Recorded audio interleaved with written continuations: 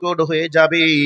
এর জন্য যিনি আমাদেরকে ভালোবেসেছেন, মায়া করেছেন, তিনি বিশ্ব নবী মুহাম্মদুর রাসূলুল্লাহ সাল্লাল্লাহু আলাইহি ওয়াসাল্লাম উম্মতদেরকে সতর্ক করেছেন। কিন্তু ভাইরা আমার, আমরা সকাল হলে মুখে যা আসে তাই বলতে শুরু করে দেই। এটা আমার জন্য বলা যাবে কি যাবে না, এটা আমার জন্য বৈধ কি অবৈধ, এটা বলা, এটা ভাবনা চিন্তা করার চেষ্টা করি না। আমাদের মুখে যা আসে তাই আমরা বলার চেষ্টা করি। কিন্তু মুখে যা আসছে তাই আমরা বলছি, ঠিক আছে, কিন্তু এর হিসাব আপনাকে দিতে হবে। এ ব্যাপারে আপনি নিশ্চিত থাকুন, এ ব্যাপারে আপনি নিশ্চিত থাকুন। এখন গায়ের জোরে, বংশের জোরে, দলীয় দাপটে মুখে যা আসে তাই আমরা বলার চেষ্টা করি। এ কথা এখন চললেও চলতে পারে, এখন বললেও বলতে পারেন, কেউ আপনার কোনো কিছু না করলেও করতে পারে, কিন্তু এমন একজনের কাছে আপনাকে হিসাবটা দেওয়া লাগবে, সেদিন কোনো মামুর বিটার, সেদিন কোনো দলীয় দাপট কাজ করবে না। সেই জায়গায় বাঁচার জন্য আপনাকে গাইড দেওয়ার চেষ্টা করেছেন বিশ্বনবী মুহাম্মদুর রাসূলুল্লাহ সাল্লাল্লাহু আলাইহি ওয়াসাল্লাম।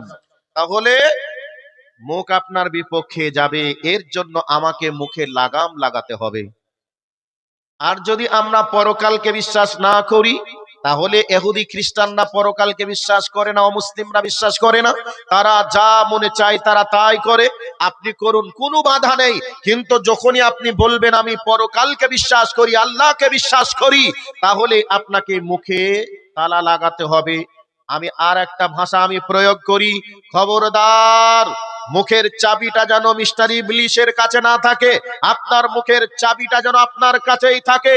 মুখের কথার মাধ্যমে, যেই অপরাধ হয়ে থাকে, ওই অপরাধের যদি গন্ধ বার হতো, তাহলে আপনি কত বড় বদমাইশ লোক, কত বড় অপরাধী লোক, আপনার স্ত্রী পর্যন্ত বুঝতে পারত। আর আপনার মুখের দুর্গন্ধে আপনার স্ত্রী পর্যন্ত আপনার কাছে থাকতো না। সম্মানিত উপস্থিতি, খবরদার মুখের তালা যেন আপনার কাছেই থাকে। মুখ দিয়ে কথা বলার পূর্বে ভেবে চিন্তে কথা বলবেন। ইবলিশ শয়তান যেন আপনার মুখকে ব্যবহার করে অনর্গল মুখে যা আসবে তাই বলবেন, এটা করা চলবে না। বরং কথা বলার পূর্বে আপনাকে ভাবনা চিন্তা করে কথা বলা লাগবে। একটা পয়েন্ট দিলাম, যেহেতু টাইম কাছাকাছি এসে গেছে, একটা পয়েন্ট আপনাকে দিলাম। আপনার দেহের অঙ্গ প্রত্যঙ্গ কিয়ামতের ময়দানে আপনার ব্যাপারে অভিযোগ দায়ের করবে, আল্লাহর সামনে অপরাধীর কাঠগড়ায় দাঁড় করাবে। এ কথা প্রমাণ করলাম কোরআন থেকে এবং হাদিস থেকে। এবার নাম্বার 2 নাম্বার পয়েন্টে চলে আসছি। 2 নাম্বার পয়েন্ট, এবার চলুন। কথা কি বুঝতে অসুবিধা হচ্ছে আপনাদের? কথা ঠিক আছে? যদি অবাস্তব কিছু মনে হয়, খাতা কলম নিয়ে পয়েন্ট করবেন। যে বিজ্ঞানের যুগে এমন কথা বলবেন, মানা যাবে না, এটা অবাস্তব, অকল্পনীয় কথা। এরকম যদি ভাবনা চিন্তা থাকে, তাহলে যদি বিদ্যার গতি বেশি থাকে, তাহলে কলমে খাতাতে নোট করুন, পাশে বসবেন, বসার পরে সেখানে একটু মোকাবেলা করার চেষ্টা করবেন। আপনাকে কোরআন থেকে বাস্তব দিয়ে কথাগুলি বলার চেষ্টা করছি, মেন পয়েন্ট দিয়ে যাওয়ার চেষ্টা করছি। মনোযোগ সহকারে শুনুন এবং নিজেকে একটু বাঁচানোর জন্য চেষ্টা করুন। যেমন হাত থেকে ঢেল ছুড়ে দিলে যেমন ঢেল ধরা যায় না, বডি থেকে শ্বাস বন্ধ হলে পাপকে ঠেকানো যাবে না। আপনার পাপ আপনাকে অপরাধী করবেই, অপরাধীর কাঠগড়ায় দাঁড় করাবেই, এ কথাই সত্য। এরই জন্য আমাকে আপনাকে ভাবনা চিন্তা করার লাগবে। একটা পয়েন্ট দিলাম, নাম্বার 2, বিসমিল্লাহির রহমানির রহিম। يوم تحدث أخبارها بأن ربك أوحى لها। আল্লাহ রাব্বুল আলামিন বলেন, কিয়ামতের ময়দানে জমিনকে আল্লাহ বলবেন, জমিন রে, তুমি তোমার সংবাদ বলতে শুরু করে দাও। এই জমিনের উপরে আমি আপনি যা কিছু করেছি, জমিন সব অডিও থেকে ভিডিও পর্যন্ত রেকর্ড করে রাখবে। এবার আপনি বলবেন, মাওলানা এটা কি করে সম্ভব? জমিনের ভিতরে এমন কি শক্তি রয়েছে যে জমিন কোড করে রাখবে? বন্ধুরে, এই মোবাইলের ভিতরে একটা মেমোরি নামক চিপস আছে, সামান্য ছোট্ট একটা জিনিস। ওই জিনিসের মাধ্যমে এতগুলো মানুষের ছবি সহ ভিডিও অডিও যদি রেকর্ড করে ধারণ করে রাখতে পারে, এটা মানুষ তৈরি করে যদি মানুষের পক্ষে সম্ভব হয়, তাহলে আমার আল্লাহ পাকের পক্ষে কি এটা অসম্ভব হবে? একটা আওয়াজ দেন, অসম্ভব হবে। বিজ্ঞানীরা গবেষণা করেছেন, মাটির ভিতরে এমন 5টা বৈশিষ্ট্য রয়েছে।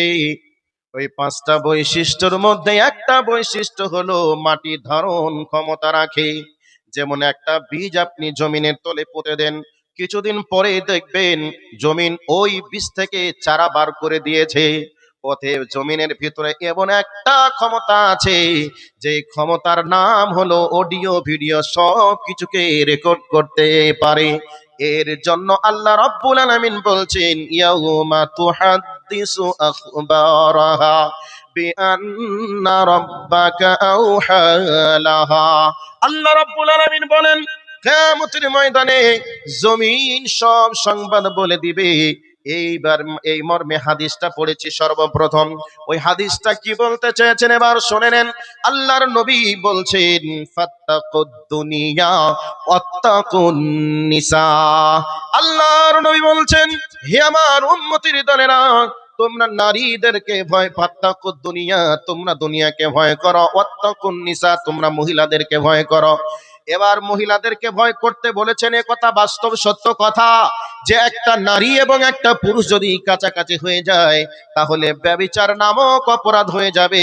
এই জন্য ভয় করতে বলেছেন, এটা সত্য বাস্তব কথা। কিন্তু দুনিয়াকে কেন ভয় করতে বলেছেন? তার কারণটা কি রয়েছে? তার কারণ হলো এই, জমিনের উপরে আপনি যে অবস্থায় যে অপরাধ করবেন, এই অপরাধগুলিকে জমিন রেকর্ড করে রাখবে। এবার যদি বলেন ভালো কাজ করলেও কি রেকর্ড হবে? অবশ্যই রেকর্ড হবে। জমিন অডিও থেকে ভিডিও পর্যন্ত সব রেকর্ড করে রাখছে। এবার আপনারা ভালো করে কথাটা আর একটু মূল্যায়ন করার চেষ্টা করুন। পৃথিবীতে এমনও মানুষ আছে, যেই মানুষগুলি লোক চোখে ফাঁকি দিয়ে অপরাধ করার চেষ্টা করে।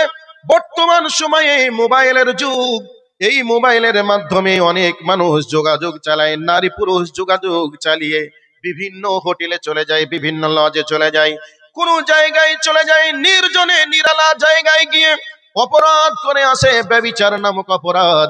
এই অপরাধটা করে আসার পরে মানুষ মনে করে পৃথিবীর কেউ দেখলো না, পৃথিবীর কেউ জানলো না, অতএব আমাকে কেউ জানলো না, দেখলো না, মানে আমি বেঁচে গেলাম, এরকম ভাবনা চিন্তা করে। ও আমার যুবক ভাই, ও আমার যুবতী বোন, তুমি শুনে নাও, পৃথিবীর কেউ যদি না দেখে, তুমি যেই জায়গায় হেঁটে হেঁটে গিয়েছিলে আর যেই জায়গায় শুয়ে বসে দাঁড়িয়ে যে অপরাধটা করেছ, সমস্ত কিছু অডিও থেকে ভিডিও পর্যন্ত সব রেকর্ড করে রেখে দিচ্ছে। এ ব্যাপারে চুল পরিমাণ সন্দেহের কোনো সুযোগ নেই। এরপরে আমরা কি করি? লোক চোখে ফাঁকি দেওয়ার চেষ্টা করি। অনেক মানুষ দূরপাল্লায় এখানে ওখানে মানুষ যাতে করে না বুঝতে পারে, এর জন্য দূরপাল্লায় অপরিচিত লোকের মাধ্যমে সুদের টাকা লেনদেন চালাই, ঘুষের টাকা লেনদেন চালাই, যাতে করে আমাকে কেউ সুদখোর না বলতে পারে, ঘুষখোর না বলতে পারে, হারামখোর না বলতে পারে। এরই জন্য চুরি চুরি করে আজকে সুদের টাকার লেনদেন চলে। কথা বলুন, ঠিক বললাম না ভুল বললাম? পৃথিবীতে এমন মানুষ আছে, মসজিদ মাদ্রাসার দায়িত্বশীল হওয়ার পরে জনগণের চোখে ফাঁকি দিয়ে খাতা কলমে বুঝিয়ে দেয়, 9কে কেটে 6 করে, 6কে কেটে 9 করে। মানুষ বুঝে গেলে এটা 9 9 6, 6 9 9, এটা বুঝে গেল, মানুষকে বুঝিয়ে দেওয়া যাবে। কিন্তু কোনদিন কাউকে এভাবে বুঝিয়ে দিতে পারলেও যে জমিনে দাঁড়িয়ে যে অন্যায়টা করছেন, ওই জমিন সব কিছু অডিও ভিডিও রেকর্ড করছে। এর জন্য আমার আল্লাহ বলেন, ইয়াউমা তুহাদ্দিসু আখবারাহা বিআন্না রাব্বাকা আওহা লাহা।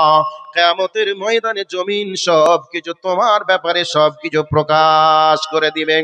সেই দিনে আজীবনকাল যারা মিথ্যা কথা বলেছে, চিটারি করেছে, বাটপারি করেছে, কিয়ামতের ময়দানে মানুষগুলি সেদিনও আল্লাহর সঙ্গে চালাকি শুরু করে দিবে, বলবে এগুলি তো আমার নয়, এগুলি মনে হচ্ছে যেন অন্য কারোর। এরকম কথা যখনই বলতে শুরু করবে, অডিও যখন শুরু হয়ে যাবে, মানুষ যখন অবিশ্বাস করবে, সঙ্গে সঙ্গে আল্লাহ ভিডিও সহ সবকিছু দেখিয়ে দিবে। বলো এবার তুমি কি কোনোভাবে অবিশ্বাস করতে পারবে বা আমাকে বোঝাতে পারবে?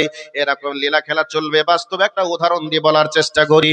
মনে করে নেন আপনাদের মাদ্রাসার যিনি প্রধান শিক্ষক শাইখুল হাদিস আমার বাম পাশে বসে আছেন। এবার একটা মসজিদের উনি ইমাম বা মাদ্রাসার উনি একজন শিক্ষক। ওই মাদ্রাসার ভিতরে কিছু টাকা পয়সা সোনাদানা আছে। এই অবস্থায় আপনাদের গ্রামের একজন যুবক, আমার মতো মোটা তাজা যুবক, ওই মোটা তাজা যুবক এই অবস্থায় একটা অস্ত্র নিয়ে, হাতে অস্ত্র নিয়ে এবার ওনার ঘরের ভিতরে ঢুকে গেল। এবার ঘরের ভিতরে ঢুকে গেছে, মাওলানা সাহেব দেখছে আমি তো বিদেশি মানুষ রে, এখন তো আমার ডাকে কেউ আর আসবে না। আর আমি যদি এখন এখন যদি হই হল্লা করি, যদি এখন চেঁচাচিল্লা করি, তাহলে হাতে অস্ত্র আছে, এই অবস্থায় আমাকে গুলি করে দেবে, না হয় আমাকে চাকু দিয়ে বুকটা ফেলে দিবে, মারা যাব। এই অবস্থায় ভয়ে বেচারা কোনো কিছু বলছে না, একেবারে ঘুমিয়ে থাকার ভান করে চোখটা পিটপিট করে তাকিয়ে তাকিয়ে দেখে, আর চোর ঢুকে তার যাবতীয় সম্পদ গুলিকে ছিনিয়ে নিয়ে এবার বাড়ির দিকে যখন চলে আসছে, চোর মনে করলো মাওলানা ঘুমিয়ে আছে, দেখে নাই, কিন্তু মাওলানা সবকিছু তো দেখেছে।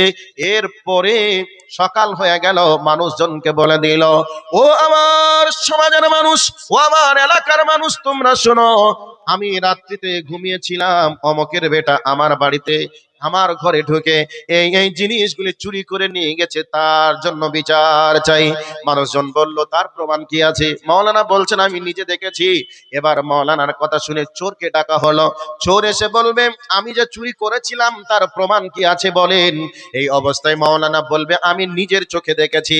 এই অবস্থায় চোর যুক্তি খাড়া করে বলবে আপনি দেখেছিলেন যদি, কিন্তু তখন কেন বলেননি, এখন কেন বলছেন? এমন কথা বলবে কে বলবে না?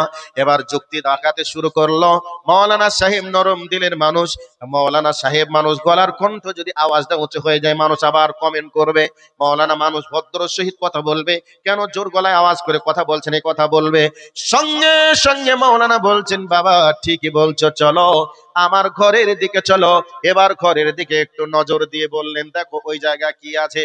যখনই দেখবে সিসি ক্যামেরা লাগানো আছে, সঙ্গে সঙ্গে চোর বলবে আমার 56 ইঞ্চি ছাতি যেন একেবারে 44 ইঞ্চি হয়ে গেল, আর তার মুখের উজ্জ্বল চেহারাটা একবারে জড়ো হয়ে লজ্জায় মলিন হয়ে যাবে। এখন আর কি কোনো যুক্তি চলবে? কথা বলুন, যুক্তি চলবে? চলবে না। সেই কিয়ামতের ময়দানে আল্লাহ রাব্বুল আলামিন বান্দার সামনে এবার বলবেন অডিও চালু করে দাও। অডিও চালু হয়ে যাবে। অডিওকে যখন অস্বীকার করবে, সাথে সাথে আল্লাহ বলবেন ভিডিও চালু করে দাও। ভিডিও যখন চালু হয়ে যাবে তখন তার কেউ বলতে পারবে না এটা এআই এর মাধ্যমে চালিয়েছে, এআই এর মাধ্যমে হয়েছে, এরকম কোনো কথা যুক্তি চলবে না। সেদিন মানুষ দেখেই বুঝতে পারবে আর কিছু অপরাধ, আর কিছু করার নেই। সম্মানিত ভাইয়েরা আমার, মায়েরা আমার, কিয়ামতের ময়দানে এভাবে আমার আপনার বিচার চলবে, সাক্ষী চালু হয়ে যাবে, কিছু করার থাকবে না। অতএব এই জমিনের উপরে এমন কোনো অন্যায় করা যাবে না যে অন্যায়ের রিপোর্ট জমিন রেকর্ড করে রাখি। ফাঁকি দেওয়ার কোনো সুযোগ নাই, কোনো সফটওয়্যার নেই যে এটাকে একেবারে ডিলিট করে ক্লিন করে দিবেন। এইরকম পৃথিবীতে কোনো সফটওয়্যার আবিষ্কার করতে পারেনি আর পারবেও না। সেই দিন কিয়ামতের ময়দানে অপরাধীর কাঠগড়ায় দাঁড় হতেই হবে। সেই দিনের জন্য আমাকে আপনাকে বাঁচার প্রসেস এক্ষুনি তৈরি করতেই হবে।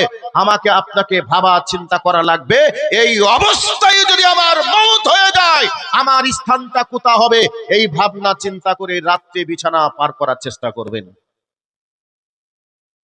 নিজেকে একটু ভাবুন, আমি জীবনে যা কিছু করেছি এর মাধ্যমে আমি কি আমার রবকে রাজি করতে পেরেছি, নাকি আমি যা করেছি এই অবস্থায় মারা গেলে আমি কবরে আটকা পড়ব, আমি হাসরে আটকা পড়ব এবং জাহান্নামে চলে যাব। এই ভাবনা চিন্তা যদি আমরা করি তাহলে আমাদের জীবনের অনুশীলনী তৈরি হবে, আমাদের জীবনটা পরিবর্তন হবে। আর যদি আমরা গরু ছাগলের মতো দিন পার করি, রাত পার করি, তাহলে কোশ্চিন কালেও কারোর জীবনে কোনো পরিবর্তন আসবে না। কাজেই দুইটি পয়েন্ট দিলাম। এক নম্বর পয়েন্ট হলো শরীরের অঙ্গ প্রত্যঙ্গ কথা বলবে, আপনার বিরুদ্ধে সাক্ষী প্রয়োগ করবে। দুই নম্বর হলো জমিনের যে অবস্থায়, যে জায়গায় দাঁড়িয়ে বসে শুয়ে রাতে দিনে পানির তলায় এবং ফাঁকা জমিনের উপরে যদি আপনি কোনো অন্যায় করেন, মনে করে নেন প্লেন চলছে আসমানের নিচে, জমিনের উপরে, প্লেনের উপরে যদি কেউ মনে করে অপরাধ করবে, এই জায়গায় রেকর্ড হবে কি করে? এ ভাবনা চিন্তা আপনি যদি করেন, তাহলে মূর্খের স্বর্গে বসবাস করছেন। ওই প্লেনের উপরে যেই জায়গায় দাঁড়িয়ে যেই কাজটা হবে, এটাকেও রেকর্ড করে রাখতে পারে, এরই নাম আল্লাহ। কাজেই আমাকে আপনাকে একটু ভাবনা চিন্তা করা লাগবে। 500 টাকা একজন দিয়েছে, আল্লাহ তুমি কবুল করো। তো দুইটি পয়েন্ট এতক্ষণে আপনাদের কাছে দেওয়ার চেষ্টা করেছি, দুইটি পয়েন্ট। নাম্বার 3 চলে যাচ্ছি। আল্লাহ রাব্বুল আলামিন বলছেন, তোমাদের জীবনের ইতিহাস রচনা করা হচ্ছে। যারা দামি মানুষ, আমাদের শায়েখ সাহেব যতদিন দুনিয়ায় আছেন, এনার ব্যাপারে হয়তোবা কেউ কলম ধরলেও এখনো ধরে